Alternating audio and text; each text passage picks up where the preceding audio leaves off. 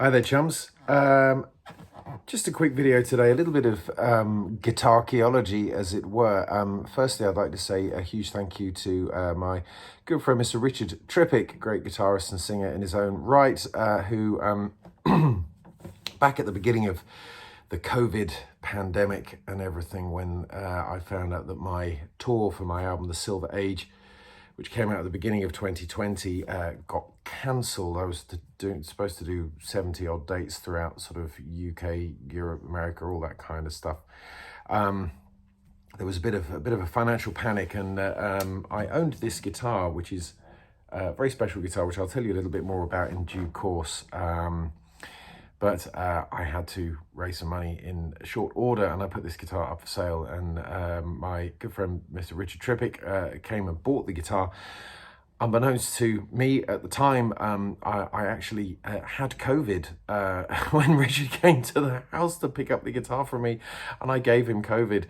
This was before all of the sort of testing and regulations and all that kind of stuff came into force, and all of us were stabbing in the dark as to what this thing was and how we would manage it. But to give you a brief précis of the guitar, this is a Custom Shop Martin D18, which was made in 1997 to the original specs of the 1936, I think it was, Martin D18 guitars, the early D18s. So it has the traditional bracing, it has Adirondack spruce top, the traditional bridge, ebony fingerboard and bridge, and a soft V-shaped neck. It's a fabulous guitar. It plays beautifully, and it's really even across the registers. It's very balanced. And I used this guitar for a lot of the album, The Silver Age. You can hear this guitar on songs like A Day's Grace, the one that closes the album.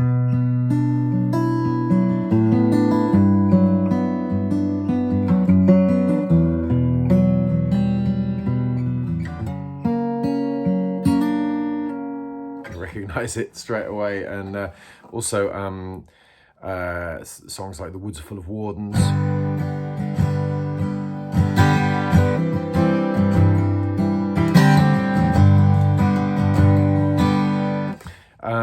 And it's on a few other bits, Piano Fire as well. You know, all of those songs. It's got a great sort of definition to the notes, very sort of all of the notes are very solid. Whereas with the Gibsons I normally use, the notes all blend together in this kind of homogeneous hum, this kind of thrummy, warm, woody kind of chord structure. But with this guitar, it's chords sound gorgeous, but you can hear each individual note within the chord kind of working away in there, kind of doing its job, holding up his little flag saying, you know, I'm a fifth and I'm a third and I'm the root and all this kind of stuff. And it's a really unique guitar in that respect. Honduras, mahogany back and sides. And a few weeks ago, I was commenting on Facebook about the carpal tunnel syndrome stuff that I suffer with, especially in my fretting hand. And Richard also suffers with carpal tunnel. And we were comparing notes, and I said to him, you know, the Martin, this guitar, I remember it was a guitar that didn't trigger carpal tunnel syndrome for me. I said, but you know, I don't know whether the neck on this guitar is particularly unique amongst sort of Martin guitars, or you know, because it's a custom shop build. It's just great, isn't it? So Richard very kindly said to me, would you want to borrow it? Do you want to try it out for a week or two and you know, just play it and see whether it helps, and whether, you know, I don't know whether I could get somebody to take measurements from the neck and figure out whether you know, a similar neck profile could be made for a guitar that works with, because the problem I've got is that the docs won't sign off an operation for me for carpal tunnel unless I have incipient paralysis, which is obviously not something you want as a guitarist. So I'm keen to not let things get to that stage. But there's a couple of guitars around that don't kind of fire off all the nerve ending hell. So it was very kind of Richard to let me borrow the Martin back for a couple of weeks, and it's been an absolute joy to have it around and just remember all those lovely sounds that it's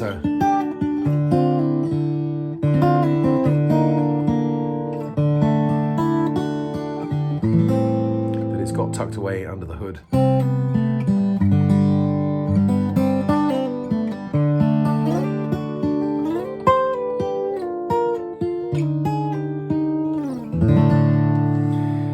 So I thought I'd play a little bit for you, and I just wanted to talk a little bit about the guitar because I know that a lot of you guys are guitar players and guys and girls as well. I just mean guys collectively. I'm not being misogynistic when I say that.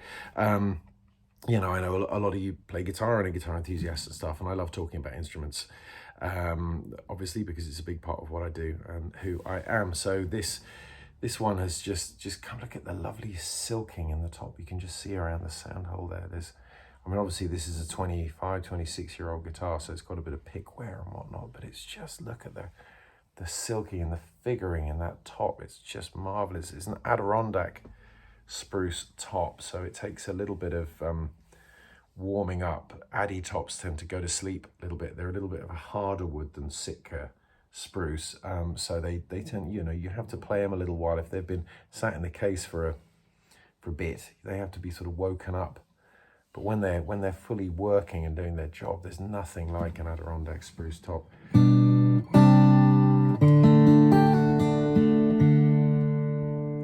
So I thought I'd just play a little bit for you. I have a gig tonight at Madding Crowd in Bournemouth with support from Peter James Milson, who's produced my last few records, and Rich Atkinson. Here comes the dog. Hello, dog. You want to come and say hello to everybody? Come on then. Come on. Hold on. Here we go. Dog is saying hello to everybody. Hello, Katie. You smell horrible. I'm going to give you a bath in a minute. Anyway. Just wanted to fill you in. The gig tonight, Madding Crowd in Bournemouth, is going to be great. There's support from, as I said, Peter James Milson, my good friend, who if you've seen me before, chances are there's like a 9 out of 10 chance that you've seen Pete, because he often supports or plays with me as well. He's produced my last couple of records and is a great friend of mine. And also really exciting new act, Rich Atkinson and the New Billionaires, who are kind of they've got a bit of a kind of noir jazz kind of vibe. There's kind of a bit of a Leonard Cohen thing, a little bit of a Tom Waits thing going on there. I've listened to a few of their tracks, and I'm super excited to hear what they're going to be doing this evening. So I will look forward to seeing you then. If you can make it down, I would love it. But in the meantime, I'm going to play a little bit on this beautiful instrument, and hopefully you can get a flavour of what it sounds like.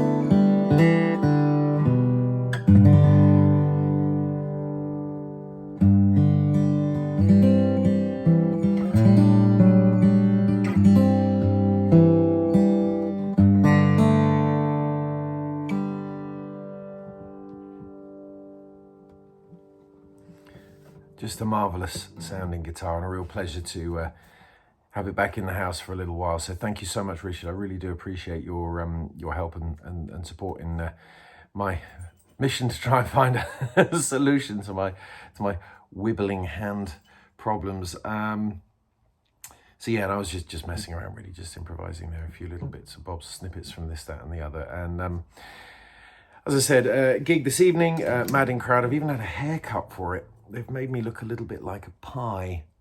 I'm not really sure what I think about that, but I've been tidied up and the beard's been trimmed and the hair's been cut and whatnot. So I shall turn up feeling like a new man. And I gather that Bournemouth is the best place to meet one. I jest, obviously, if my wife is watching this. So yeah, no, I'd love to see you this evening if possible. And hopefully we can have a raucous one. Doors are at 7:30 and final admission is 9 o'clock. They're having a cut-off, cutting you dead if you're late, if you run late. But if you knock 3 times and shout loudly in a ideally a non-profane and insulting way, you may be let in, but can't guarantee it. But anyway, chums, it's been a pleasure. As always, Jinder here, signing off, and hope to see you around very soon.